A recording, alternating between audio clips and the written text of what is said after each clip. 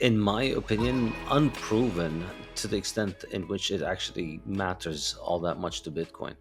I think on the day-to-day charts, then yeah, you definitely see this kind of correlation.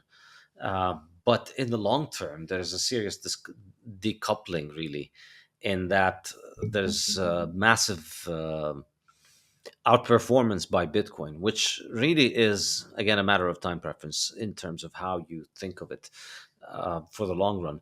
Whether you think of this as mattering in the kind of day-to-day trading because you're a high time preference fiat miner, or if you think about it that it doesn't matter how many battles you win. This is a war, and the war is long term, and the daily battles don't matter. And if you think of it this way in the long term, you see that all of these alleged correlations with different financial assets, it's yes, we're correlated in that Bitcoin went up X%, whereas the Dow Jones or and the S&P went up a tenth of that. But they both went up. Yeah, but it's very irrelevant compared to the fact that there's a difference in magnitude in terms of the returns, which is what you get in the long term. And that ultimately, in my mind, is the signal among the noise. So I think day to day macro stuff probably matters at the margin significantly. It probably helps, drive the FOMO perhaps, and maybe uh, lean in on the bear markets.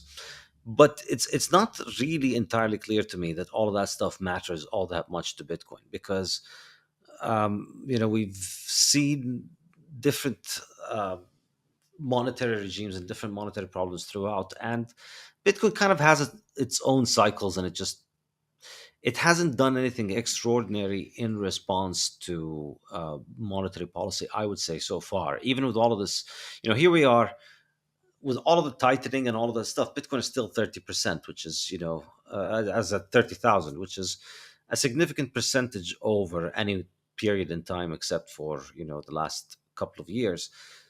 So it's on any kind of long term or medium term time frame, it's massively kicking the ass of pretty much everything else. So has it really been affected by the monetary policy? I'm still not sure of it, and I'm not sure. I would argue uh,